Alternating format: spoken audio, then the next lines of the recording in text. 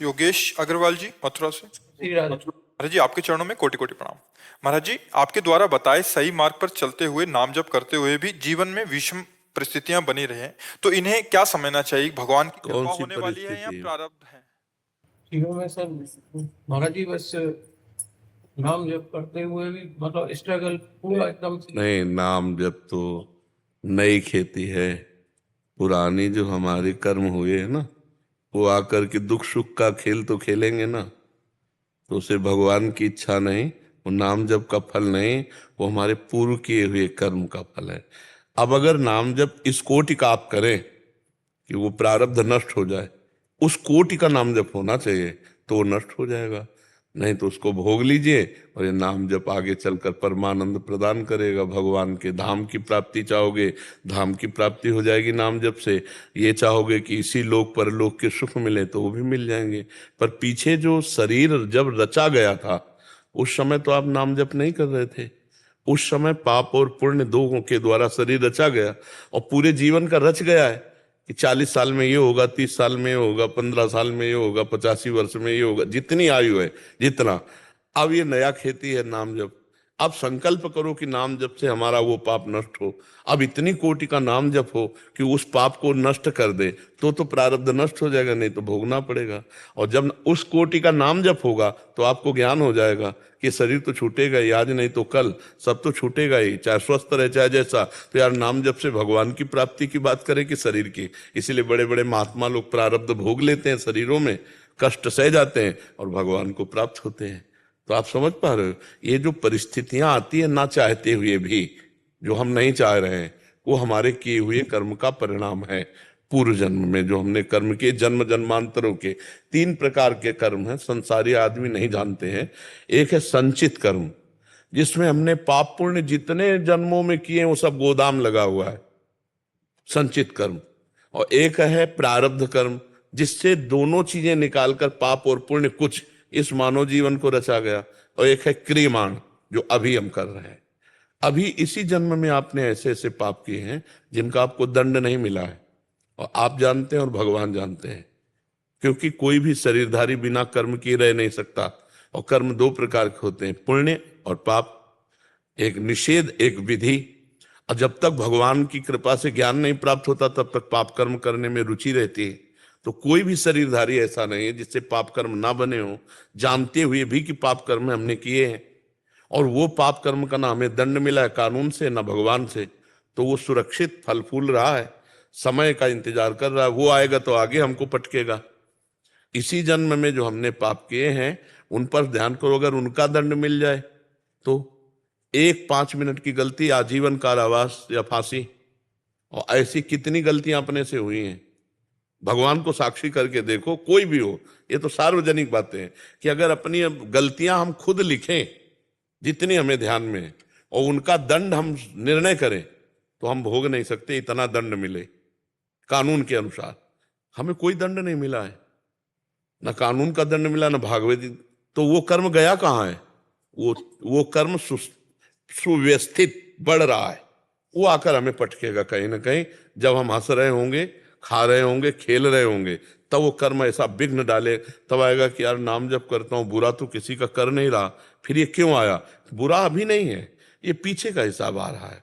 इसलिए कहा जाता होश में रहो, कर्म का दंड भोगना ही पड़ेगा, चाहे यहां भोग ले चाहे वहां भोग ले। तो आएगा वो भोग देने के लिए, तो फिर हमको विवेक के द्वारा भोग लेना चाहिए और नाम जप करते हुए आगे बढ़ जाना चाहिए।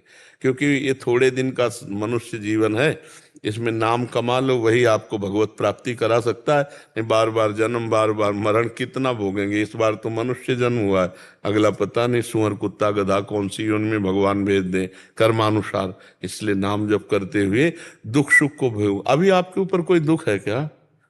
हाँ सर, महाराज जी दुख ही दुख सा है। बेटा है, वो बेटा वो आते नहीं थे, वो भी कष्ट में तो चल खड़ा नहीं हो। वैसे हमें भारत में नहीं, पूरे विश्व में कोई एक आदमी ऐसा दिखाओ जो तुम्हारी जैसी विपत्तियों में ना फंसा हो। एक भी आदमी। सब परेशान है ना, सब परेशान है। वही सुखी है जो ज्ञानवान है और भगवान में जो चिंतन में लगा हुआ है। असली सुख क्या है महाराज जी? आत्म सुख, भगवत सुख, भगवान का सुख, जो भगवान के चिंतन में है, भोगों में सुख नहीं है। तो ये जो बाहरी वस्तुएं, धन से ये जो बाहरी ये केवल समय नष्ट हो रहा है हमारा, क्योंकि माया का कार्य है हमारे समय को नष्ट करना। जैसे देखो, आप लोग तो गृहस्थ हो, ईमानदारी से बताओ, कोई भोग बकाया रह गया जो ना भोगा हो, लेकिन क्या मन तृप्त हो गया क्या किसी भी भोग के लिए?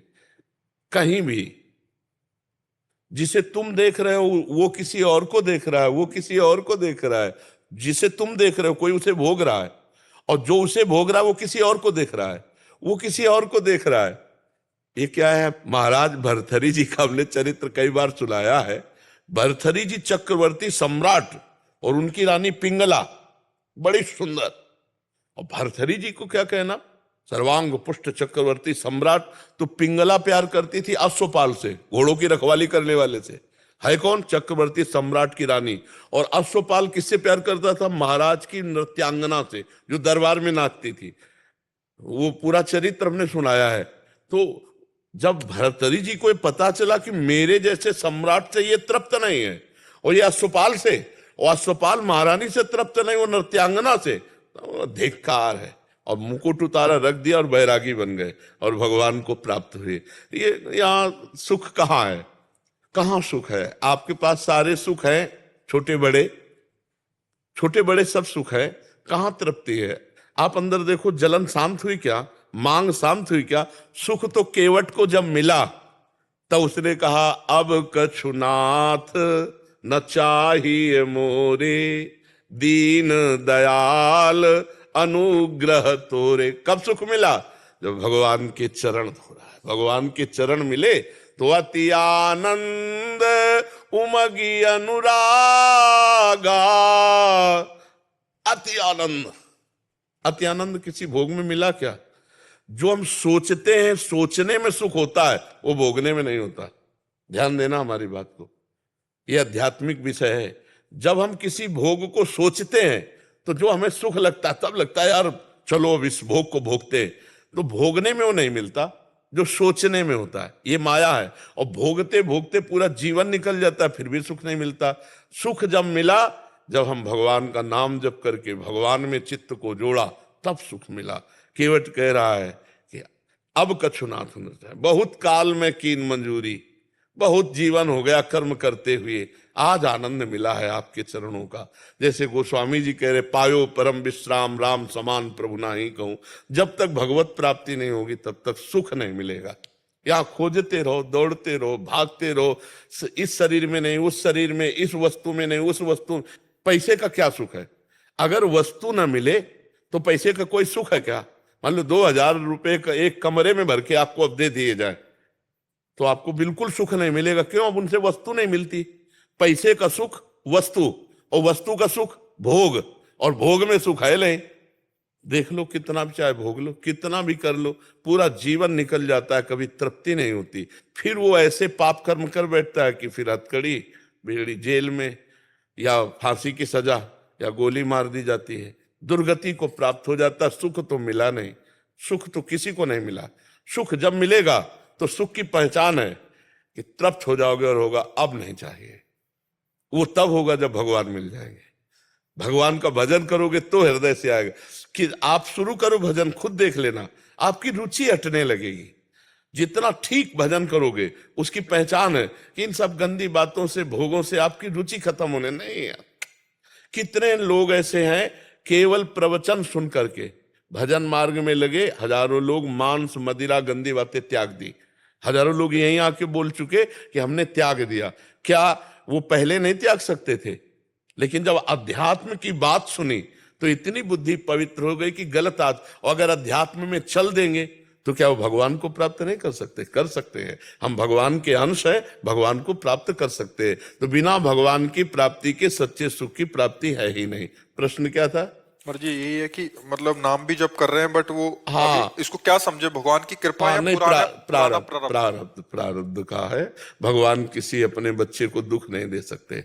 मंगल भवन है। जैसे सूर्य चाहे भी तो अंधेरा नहीं कर सकता, क्योंकि सूर्य प्रकाश में है ना, ऐसे भगवान मंगलमय है। वो चाहे भी तो किसी का मंगल नहीं कर सकते। जो भगवान को मारने आए, भगवान उनका मंगल कर दिए, फिर हम तो भगवान का भजन करते, हमारा क्यों मंगल करेंगे? हमने क्या बिगाड़ा है? हमारे कर्म ऐसे हैं। तो उनका, जैसे किसी का पुत्र मर गया तो उनका भगवान ने ले लिया, भगवान ने ले थोड़ी लिया, ये तो सिस्टम है, कानून है। इतने समय के लिए वो आया था, अपना काम किया, चला गया। 5 दिन के लिए आएगा तो 5 दिन रुकेगा, 5 वर्ष के लिए आया तो 5 वर्ष, 50 वर्ष के लिए आया तो 50 वर्ष। उसमें भगवान का क्या है, कानून है। ये महाराज जी को प्रणाम। ये प्रश्न शायद इनका नहीं है, ये शायद लाखों करोड़ों लोग लाखों करोड़ों लोग, बिल्कुल अगर मैं भी होता जी, यही बोलता। बिल्कुल जी। महाराज जी इसमें एक चीज पूछना चाह रहे थे। महाराज जी संत महापुरुषों के चरित्रों में सुनने में आता है कि वो बड़ी से बड़ी प्रतिकूलता को हंसते सहते हैं और अब कृपा मानते हैं, बट एक संसारिक जो सत्संग या ऐसा विवेक धारण नहीं किए, उनको एक छोटा सा कष्ट भी बहुत भारी क्यों लगता है और प्रभु पे दोषारोपण करने लग जाते। देखो सारी बात होती है, अभी हमने आपको बताया कि वो गाली भी सुन, पीछे वाले में बताया कि वो धन की प्रधानता हो जाने पर एक लेबर गाली भी सुनता है, धूप कष्ट में सब मेहनत करता है, क्योंकि उसका लक्ष्य होता है 500 रुपया शाम के मिलेगा। हमारा जब लक्ष्य हो जाएगा श्री भगवान, तो भगवान सर्व सामर्थ्यशाली हैं, उन्हीं के बल से सहा जाता है। जन्म जन्मांतरों का हिसाब सब बराबर करके वो अपने धाम बुला रहे हैं, तो ये उनकी सामर्थ्य है। अच्छा, गृहस्थ आदमी, अब उसने बच्चा, पत्नी, परिवार, घर, मकान, इतना अपना सब कुछ माना है। अब अगर उसके इतने अपने में सब कुछ ठीक है तो भगवान तुम्हारी जय, और इतने अपने में अगर कुछ गड़बड़ है तो भगवान से भी श्रद्धा गई और वो बड़ा असंतुष्ट रहेगा, क्योंकि उसका इतना ही घरौंदा है, इतना ही सब कुछ है। तो इसलिए भगवान से ना जुड़ने के कारण, अज्ञान होने के कारण ये दुख सुख का अनुभव नहीं झेल पाते। थोड़ा सुख हुआ तो फूल गए, नाच रहे हैं, और दुख हुआ तो मार उदास हाहाकार मचा रहे हैं। और यहाँ सुख की क्या पूछना, सुख की सीमा नहीं है, सुख की सीमा नहीं, क्योंकि असीम भगवान है। और जब आगे बढ़कर भाव आएगा ना, तो आप भी इसी मस्ती में हो जाओगे। चाहे जितना बड़ा दुख हो, आप मुस्कुराओगे कि भगवान ने जो किया मंगल में किया, सब परिवार उनका, सब संपत्ति उनकी, जैसे वो रख रहे हैं यार वैसे हम रह रहे हैं, कोई न कोई हमारा कर्म है।